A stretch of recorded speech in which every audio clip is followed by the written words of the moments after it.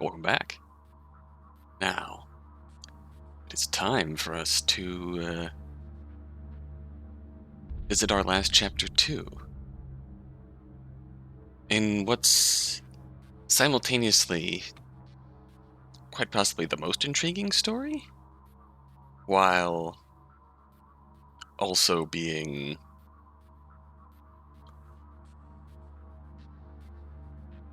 the least developed story. Then again, we've only seen one chapter of it. I think this name is Devon, but what really grabbed us about chapter 1 is that he's very clearly going after Laverna, the first character we met in the game. So let's see where this goes, shall we? The hero. I can be your hero, baby. I liked good music. It was just nice.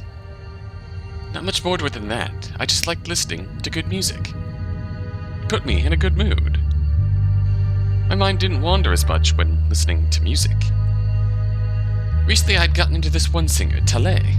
We've heard that name before, haven't we? I really dug her style. Her songs had a lot of really moving lyrics.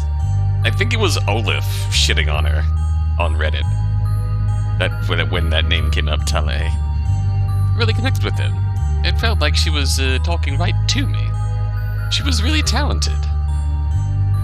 Man, imagine being born, able to make music like that. What would life be like? I envied it. I truly did. I wonder if I could get a ticket to one of Tale's concerts. I had plenty of money, but no real way to spend it. So far, I'd just been saving most of it. After all the jobs I did, I had an amount of money that smart people would know what to do with.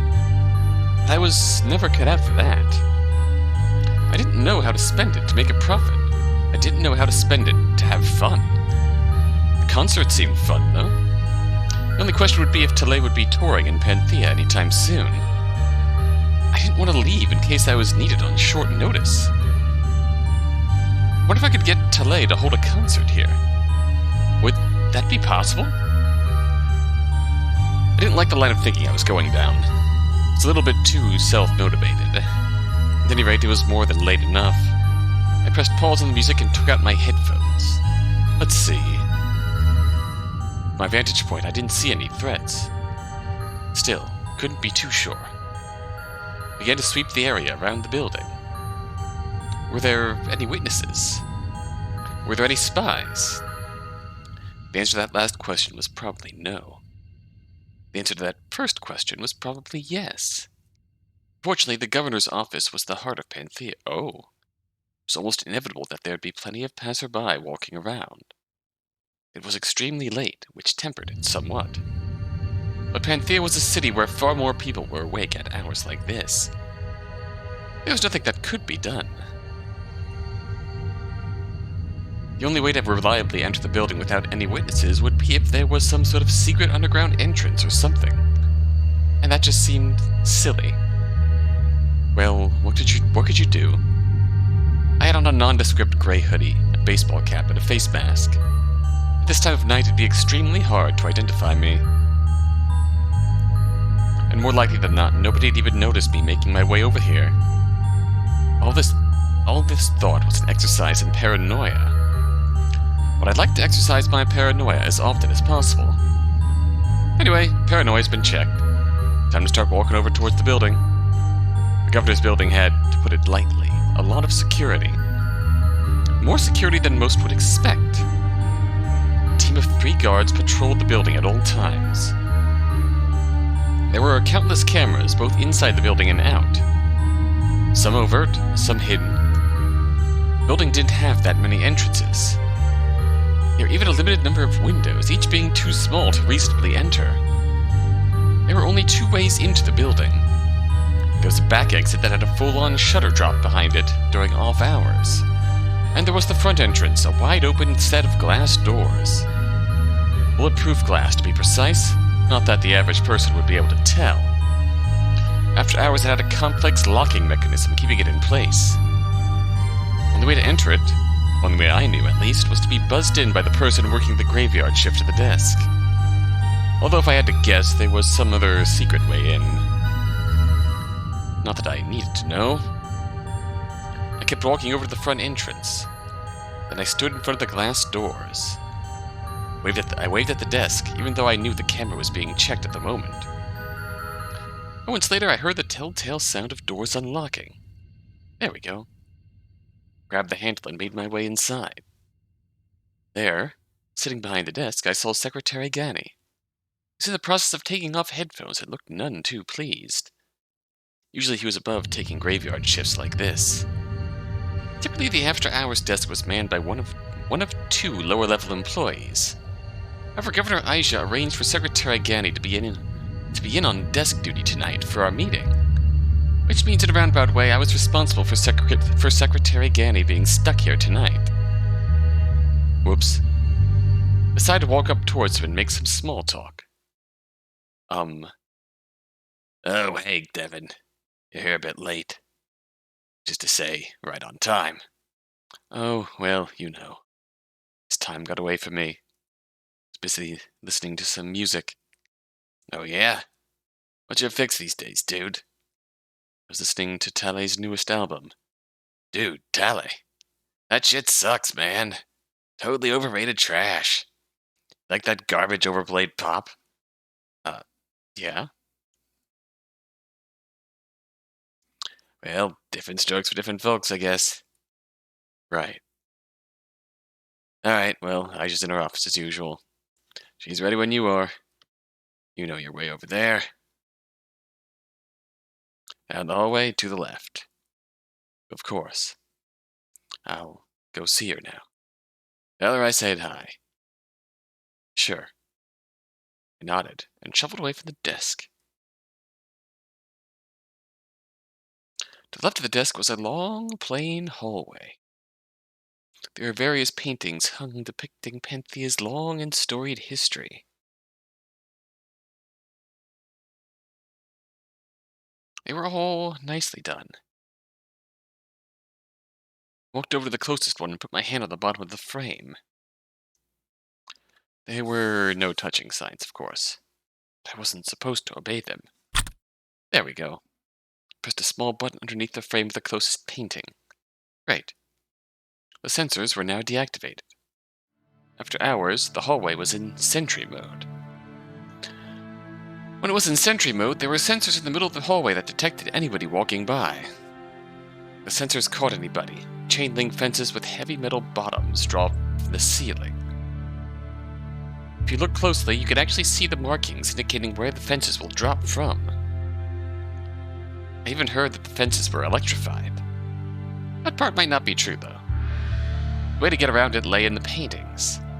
Paintings on either end of the hallway had small buttons underneath their frames. Pressing them deactivated the sensors for 2 minutes.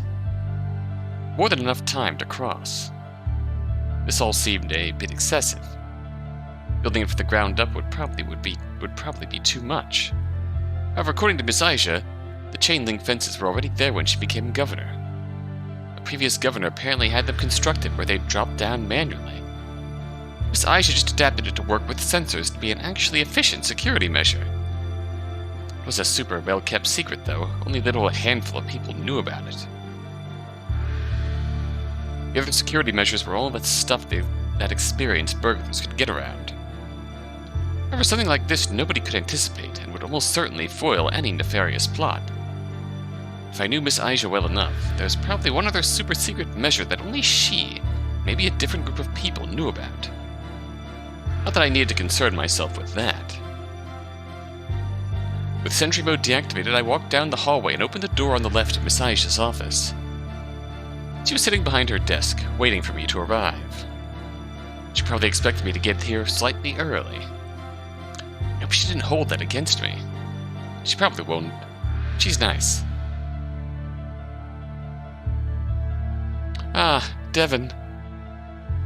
Ma'am? I slightly bowed. It's been far, far too long since we've had a nice chat.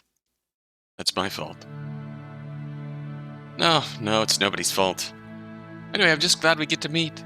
even if it's in slightly strained circumstances. Please, come in, come in. Make yourself at home. I just nodded at this and moved forward to take a seat opposite Aija. Her room was quite lovely. Back walls were bookshelves, housing who knew how many stories. The side walls held several plaques, pictures, medals, a display case or two. The rug on the floor was equal parts luxurious and down-to-earth. There were a number of interesting knickknacks on Aija's desk. A Rubik's Cube, a little globe, an actual pen sitting in an ink pot, a jar of loose change, a statue of an emperor made of jade. And right behind Miss Aija was the piece that really brought the whole place together. Painted with surprising detail, Aija stood proudly in front of Panthea, a calm smile painted on her plastered on her face. I thought it was a really good portrait. The artist, Narcy, usually did street work, but Miss Aija personally reached out to them to make this important piece of art. I always thought that was really emblematic of Miss Aija's personality. Looking to reach out to the little people. The whole room was lit by a sole lamp standing in the corner of the room. Looking to reach out to the little people, but not realizing how demeaning it might be to have someone who might be doing street art as I would say, could be just a form of expression for them rather than rebellion, but to have them do something self-indulgent as a self-portrait of the person with the most power in Panthea. Very telling. Miss Aija had a personal lamp on her desk, and the room had regular lighting. And at nighttime, she liked this setup. With all the knickknacks and stuff on her desk, it makes her office sound like a ghost trick level. So how have you been, Devon? Staying healthy? Of course. Make sure to maintain a solid diet and exercise regularly. That's not what I mean. I'm talking about your mental health. Oh. That's fine too. Is it? Last time we spoke, you opened up about some doubts you had on that end.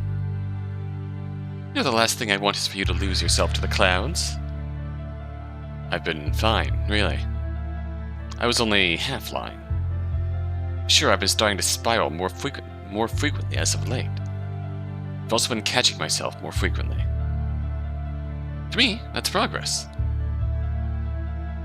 Most importantly, there hasn't been any sign of those spirals interfering with my work. I was just as useful as ever. I really think you should consider seeing a therapist. I have someone in mind. I could give you a personal referral if you'd like. No, I don't want to give you undue work.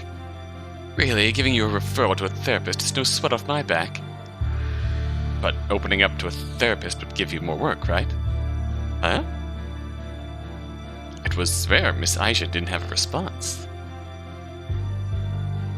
Trust me, I'm fine.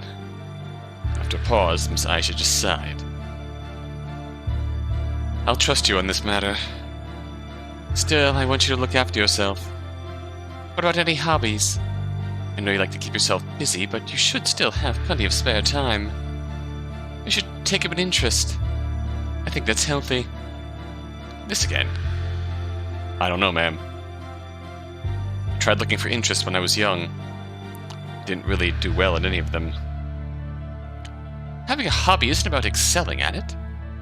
An interest is something you do for no other reason than you like to do the act in and of itself.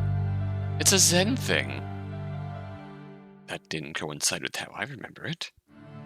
If you're bad at it, what's even the point? I also didn't really find anything that spoke to me. You've grown as a person, haven't you? You've matured. Your tastes have matured. I think you might find joy in things you previously didn't. Maybe. At the very least, I think it's worth a shot. It'd be healthy. If you say so. What about you, ma'am? Excuse me? You said hobbies are a good thing to have. Do you have a hobby? Something you do to kill stress? Aija let out a light, gentle laugh. Unfortunately not, Devon. You may have free time, but I will not be so lucky for the coming years. Keeping a city in check is a taxing occupation. Doubly so when that city is Panthea. But you know all about that. Still, I know you're not working 24/7. So how are you spending your free time? Devon, we were talking about you. It's impolite to try and change the topic. Sorry, ma'am. I wasn't trying to be. I know. Of course, I know you'd never try and be impolite. I'm just letting you know so you can do better in the future, okay? Right. Thank you, ma'am. That's useful to know. Good. Glad that matter is settled. Miss Aija stretched her arms out, then put them back on the desk and began to tap them in a rhythmic fashion. So with that matter settled, we should probably move on to other matters. The ones I called you here to discuss. I recognized that transition. Miss Aija's face mostly remained the same, but I could tell that her expression was slightly different from the one she usually wore. It took a long time for me to recognize that change. This was business Aija. Good. Backwards as it was, I actually felt more comfortable with business Aija. It was more familiar. Ma'am? Yes, Devon? If you don't mind, I have a question to ask. Well then, by all means, feel free to ask it. Okay. Took a deep breath. So after the Athen job, moved all evidence of my presence and left.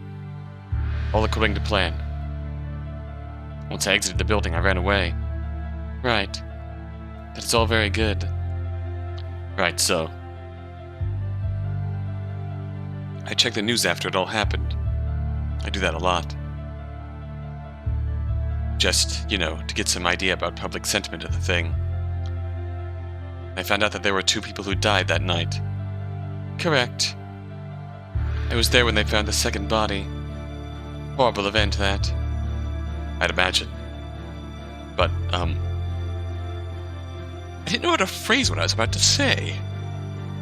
Last thing I wanted to do was come across as insulting or accusatory. But I felt like I'd regret it if I didn't ask about this. I looked into it some more, and according to the article on the Oracle,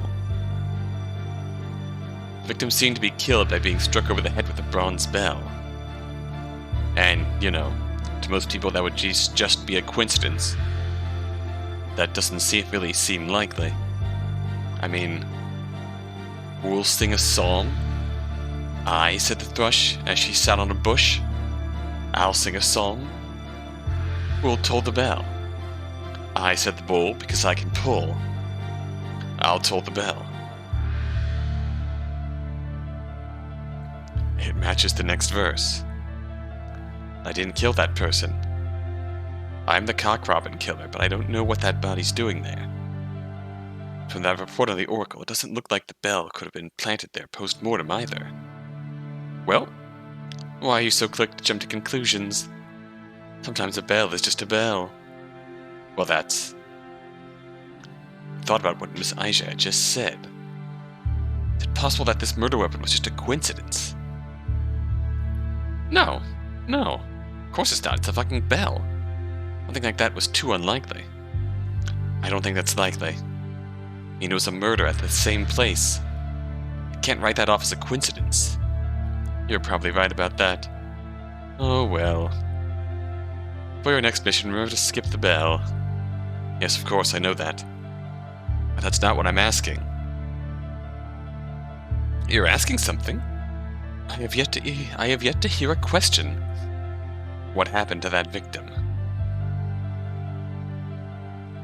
Miss Aija looked down, considering her words carefully. Twice now I had caught her at a loss for words.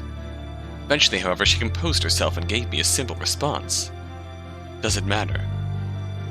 Is it something that you need to concern yourself with? You can just view it as a lucky case of additional noise and move on.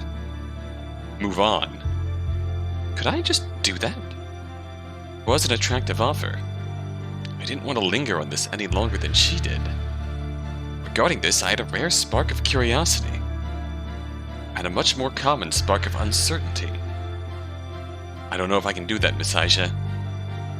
It seems like something important. Something I deserve an answer to. Deserve? Something I'd like to know. I mean, it's just... As far as I know, there are only three people who know the truth of the Cock Robin killer. I know I didn't kill that guy. I know the other person couldn't have done it either, not with this time frame.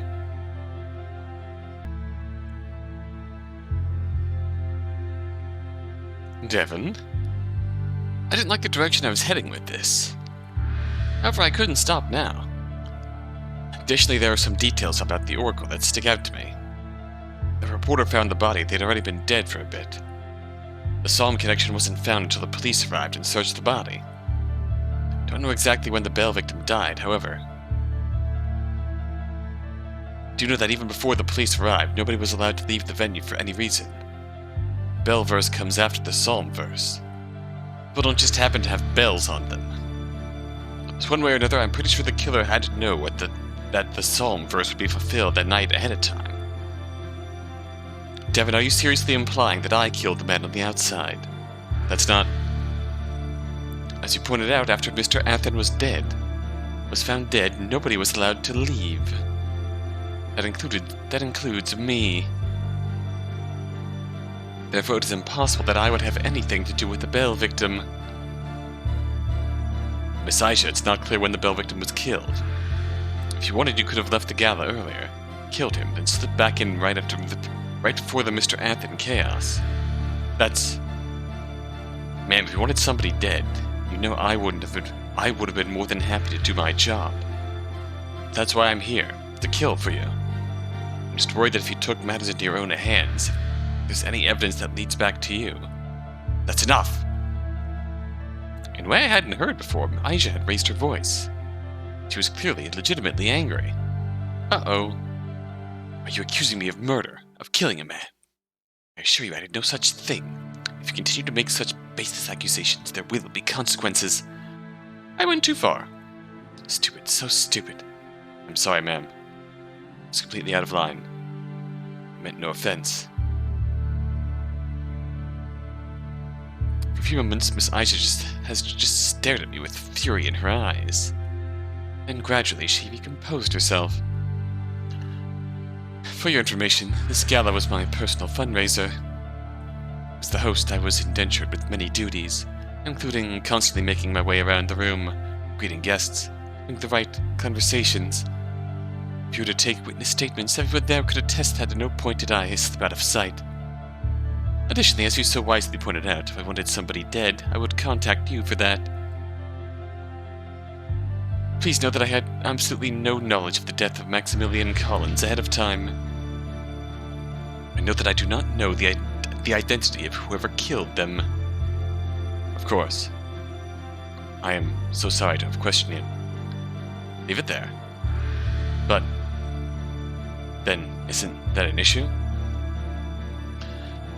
That somebody died in line with the Cock Robin killings and we didn't know about it? That isn't your concern. Right. Again, I'm sorry. Miss Aija took a deep sigh and readjusted herself in her chair. That should be a concern, though. And I also feel like it's a perfectly valid concern for the guy who's doing the killings that someone is mimicking. It's fine. Honestly, I should expect outbursts like this more frequently. Just try and keep in mind your place. Making accusations like that is not your place. Understood. Understood. I think you should remember why we're doing all of this. It's so easy to simplify the situation and have doubts. What we're doing, Devon, is important. People like to complain about Panthea, about how it is now. How short their memories are. They remember what it was like before I rose to power. Before I was elected. We were a shit stain on the map.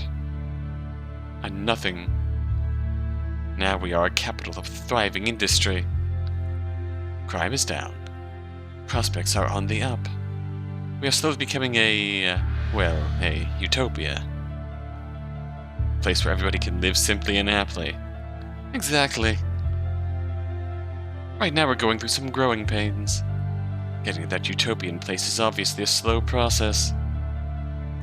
Made doubly so since I had to spend most of my time maintaining the status quo. People are inevitably attracted to seats of power, and the governor's seat seems the most attainable. The wrong person in my seat, and all that power could be spent on personal luxuries and ill-thought-out policies. So of course much effort must be spent on keeping me in my seat. Sacrifices must be made to keep me in my seat. So if I fell from my seat, it would be all for nothing. Because I spend so much time trying to keep my seat, the march towards utopia moves ever slower. People complain that I haven't done enough in the relatively little amount of time that I've had. They aren't patient. Most people aren't. Rome wasn't built in a day. But finally, we're in a stable enough equilibrium that I can spend more time crafting this utopia. Already you can start to see the results of my vision. Obviously, I have to take small steps. Anything too drastic will disrupt the balance. But unlike most people, I am patient. I see the larger picture. We'll make this utopia together, Devon. Yeah, we'll overlay 2 level 4 monsters to summon, And once we have our last act, we can be cleaning away the filth we've ignored for the sake of stability. Then, retirement in peace. We retire having been useful. More than useful, we'll have saved an entire city. If we pull it off, it'll be amazing. It'll be a dream. You should have to be dreaming that such results can be built without blood, sweat, and tears. Which is why your job is so important. I nodded. I'm not the first to attempt something like this. But I'll be the one to succeed. I've learned from the mistakes of the past. There won't be an Apis ready to gore me to death. Not so long as I have you. Exactly, ma'am. Miss Aija was exactly right. That was my value. Making sure that she could shape the city was the way it needed to be shaped. Already her policies were helping all of Panthea, and she had just gotten started to truly put her plans into effect. If I could make that happen, then my job would be worth it. So the name of these plans was worth it to become a killer. But to say these plans would really work. No, I couldn't spiral now. Really, did I agree with any of this? Did these values hold up? Shook these thoughts away. Of course this held up. There are 2 simple truths in life.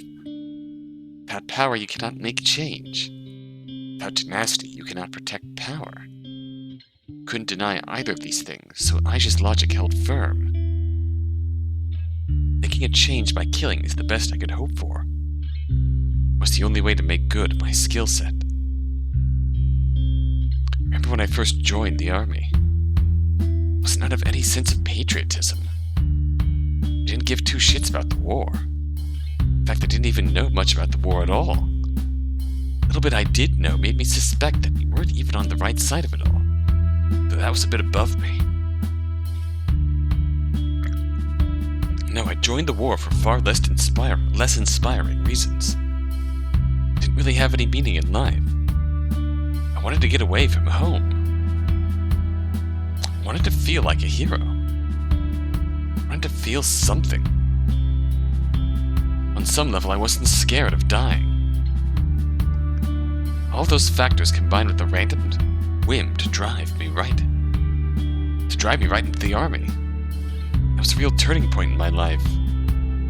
For good or for bad, I still remained unsure. The glamorous ideal of army life that gets tossed around didn't reflect reality at all.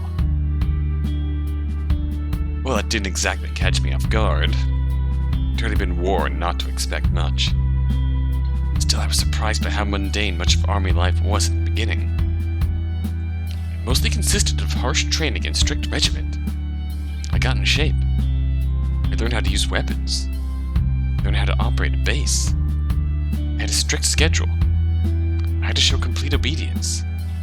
And you know, I kind of thrived in the environment. I mean, dealing with the strict regiment was pretty much a non-issue. I might not be able to excel at math or arts or whatever, but I could do push-ups and firing drills as many times as you want. might have been brutal, but it was simple in a way I could appreciate. To improve, you just had to work. I could handle that. So I worked. And I improved. I acted as a model soldier for a while. And while I got some slight acknowledgement from my superiors for this, not much came of it initially. For a long time, army life was aimless. Then all of a sudden, things got a lot less boring. The base I was holed up in was the subject of a surprise attack. Before I knew what was happening, I could smell sulfur and hear gunfire all around. We were caught completely unawares. Most of the soldiers I had spent time with died in the attack. I felt sad for them, but I never got particularly close with any of them. Nowadays, I don't really remember most of them. This isn't one of those cases where I was traumatized or outraged by the deaths of my friends or anything. I bring in all their deaths to contrast with my survival. I remember that night with crystal clarity. I remember where we were, where and when I shot every enemy soldier. Despite so many of my comrades dying, I was oddly calm the whole time. It felt as though I was going to die at any moment anyways, so might as well play for the high score. Headshot. Double kill. Ultimately, I ended up killing dozens of enemy soldiers. Don't know exactly how it happened. It's not like I was a god of war or anything. Boy. I just was using my training to the best of my ability. Don't know why I was able to survive that attack. Maybe taking my training that seriously legitimately improved my skills a significant amount for my peers. Maybe my cold demeanor during the incident allowed me to view things with an increased amount of logic. Maybe the luck of my bloodline finally kicked in when it mattered most. I don't know how to explain it. All I know is that despite the numbers disadvantage, we won that battle. The person who killed the most enemy combatants single-handedly was me. It was a blur was what happened next. Reinforcements came. I was referred to a psychiatrist or something shortly after. That battle was the first and last time I was officially in combat during my army years. The war ended up ending pretty shortly after the incident. Not because we won or lost, because the country just decided it wasn't worth fighting any longer. Time to just stop having people kill each other. Regardless, I was still applauded for my actions. I was actually given a pretty prestigious award for my heroic last stand. It was a nice-looking medal. I remember the award ceremony. There were so many big shots in the room. Even my father bothered showing up. Everybody applauded. I remember the weird dissonance in my head at that time. What did I do to deserve this? What I did, if you recall, was kill a couple dozen people to try and stay alive. I didn't think it was particularly notable. It wasn't even a demonstration of outstanding skill or anything. I just felt my survival was a fluke. This was the most acknowledgement I had ever received in my life. I was getting it for mass murder. It didn't really click for me then. Shortly after being dismissed from the army, I fell into the darkest period of my life. I didn't understand things like I did now. See, chalking things up as murder was missing out the point. Killing people didn't really matter, big picture. People die all the time, especially when they're killed. Now that doesn't mean we should just be stabbing random people for no reason. There are plenty of times when a single death is outweighed by the good that death causes. That last standby night might have killed a lot of people, but it was for a good cause. Because of my actions, the country kept that base firm. It helped end the war faster. Really, I'm grateful for my time in the army. When you do something for the first time, it opens a pathway in your brain. Every time you do it after the first time, that pathway opens up a little more. It's the first time, and the pathway is still closed. That's the hardest.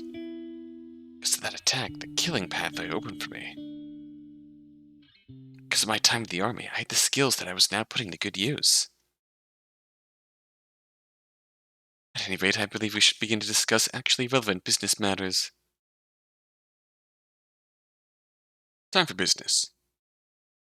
Aija's words hit like a jolt of electricity. I had been zoning out. First and foremost, I must congratulate you for the Athens job. Excellently handled as always. Thank you, ma'am.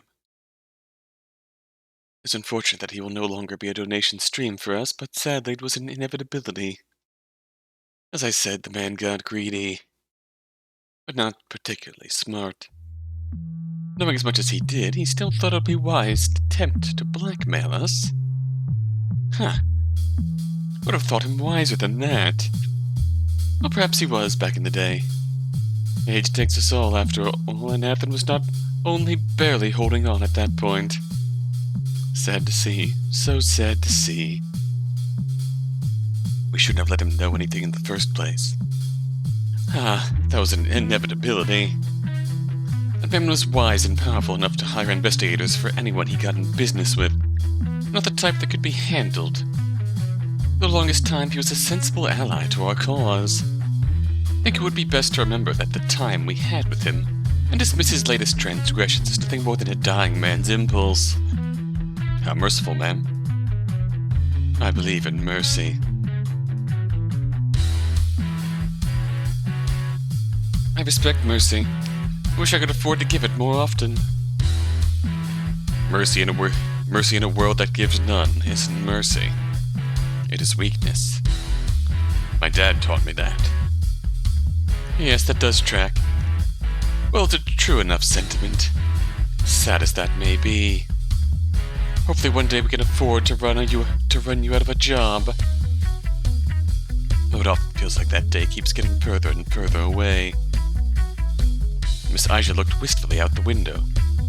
If I was more naive, I would have thought I might not be the only one having second thoughts about things. Ma'am. I do sincerely apologize that I failed to fulfill the optional objective. Promise I'll try to do better in the future. Oh, that's fine. Honestly, thinking back, the floor seems entirely unnecessary. Sure, it would have been nice to get the moral high ground for a bit. Having your constituents be falsely accused is a great look. I'm sure the Oracle would have a field day with that. But Mr. Shea spun the story wonderfully even without that addition. Honestly, you usually need to pay good money for the sort of press he provides. If I didn't know better, I would have thought I had him on my payroll. So you don't? A top donor of Governor Aija's was murdered by an unknown assailant.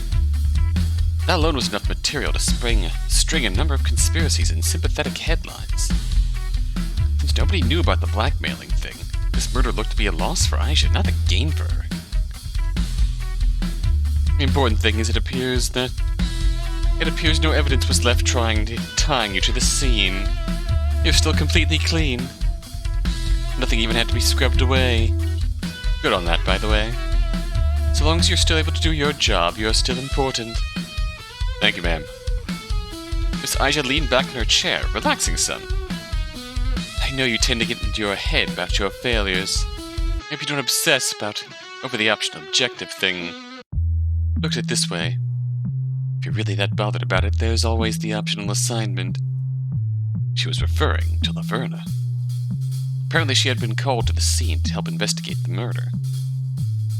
She was the one who saw through my ruse and foiled the optional objective. When I heard about that, I felt vindicated. So the optional objective was getting one of her constituents put away for it? Knew that the usual crew wouldn't see through my ploy. Not that fast, at any rate. Laverna seemed to be reasonably intelligent. In this business, that was a bad thing. She needed to be handled. I'll get right on that, ma'am. In fact, I've already begun making preparations. There are some oddities about her. My intel suggests that. Not so fast. Miss Aija interrupted me, then reached down and placed a file on the table before me. Dealing with Laverna would certainly be useful. However, there was a slightly more pressing job. Now granted, I'm also making this an optional assignment. There is no immediate need to deal with this individual. They don't pose a massive threat. That said, if you were to prioritize anybody, I would sooner see to it that he dies than Laverna. Consider him a bigger risk in the short term. Silently, I nodded. Then I picked up the file and began to thumb through it. Who was this pug threatening Governor Aija's position? Name: Locke. Hello there. Skills: gambling prowess, experienced cheater, pro-con man. Personality: exceedingly arrogant, scheming, skeptical, intelligent. Notable traits: may possess large amounts of money? Known locations: spends most nights at Nahoy's Nest, underground gambling casino. Attached with the file was a slightly blurry photo of the man. Terrible lighting, bad angle, but I could make out the general make of him. His tacky suit and unkempt hair definitely helped on the identification front. Looked over it a few more times. Then I looked back up to Miss Aija. Is this seriously all the information we have on this guy? Isn't information gathering part of your job? Yes, of course. Like a lot of the city's unscrupulous characters, information on him is scant. Is this not sufficient for you to do your job adequately? No, of course not. I can handle things with this. It'd be a bit difficult, but nothing I couldn't deal with. If you don't mind, could I know why we are dealing with him? Same reason as Laverna. He's an unknown factor that seems to threaten my position as governor. The reason he is of higher priority than Laverna is because he seems to pose an active threat, as opposed to a passive one. We're still unaware of exactly what he has in mind, but frankly it would be preferable to deal with him before we do. Yeah, fair enough. He is actively working with your, opponent in the next election. That's all you need to know. Of course, ma'am. You was right. That was all I needed to know. If he posed a threat to keeping the city a safe place, then he had to be dealt with. In addition, he seemed to be a low-rate scammer, spending nights in low-life underground casinos. There shouldn't be too much of a problem removing a character like this. Lack of info made dealing with him a bit of a problem, but I was patient. I knew where he spent his time. He'd appear there before too long. Well then, if that's all you wish to discuss, you can go now. Your payment for the last job will be delivered shortly. Of course, ma'am. Trust that the lock problem will be adequately handled in due time. Good. Oh, but don't stress out over it too much. I meant what I said. It's unhealthy for you to wholly devote yourself to this business. You're of no use to anyone if you become unhinged. I'll practice moderation. And I'll look for some sort of hobby. Excellent. Have a pleasant week, Devon. I look forward to our next meeting. Perhaps then it can be a more personal meeting.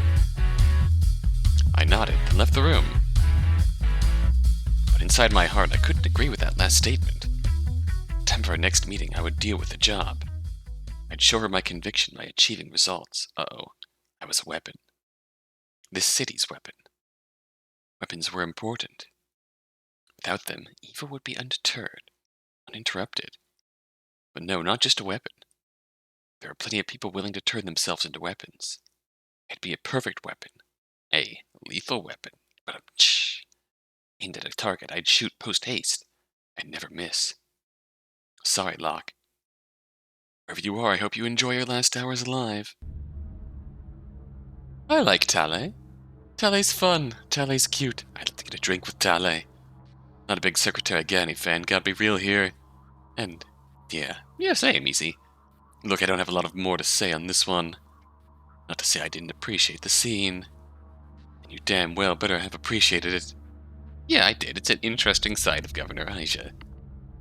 This stack was exponentially more difficult to create for obvious reasons. I'm just saying, nothing's jumping out to me to crack wise about. Nothing calls out to my soul. Should do something, you know. Alright, here's an idea. Is this a subtle developer's commentary that... I feel like the impression we're getting here is that Devon's role in the story is significant, but Devon's individual scenes might not are a bit difficult to write. Is that what you're telling me? Gambles. Ooh! Gambles always put me in a good mood. You like gambling. Let's gamble. So let's see what to gamble about. Let's make it something super peripheral to the actual plot. Have a nice change of pace. Like how about Devon's dad? You know, the one we got like a snippet about. I mean, clearly the father fucked him up somehow. I don't think I'm blowing any minds with that revelation. Dollars to donuts, Devon ends up reflecting on him some more before this is all over. In fact, I don't need to bet dollars or donuts. I don't need to bet dollars on donuts, whatever that saying means. I know for a fact we get more information on him. You think the dad's still around? Or do you think he's 6 feet under? Both seem possible. There isn't a strong way to determine one way or another. The perfect bet? So what do you say? Schrodinger's dad. I'm assuming this is a bet, but... yeah, this is our next bet. So we have 52 chips. We've got a big chunk of change saved up to put on this bet. It's been a while since our last bet. We've had a lot of mini-games in between it all. So, better make this one count. Is Devon's father alive? Is Devon's father dead? I know my vote based on the impressions I'm getting from this story. But let me know what you think by voting. The link to the poll will be in the video description. And when we return, we'll find out what our decision will be. Until next time, until then, thanks for watching.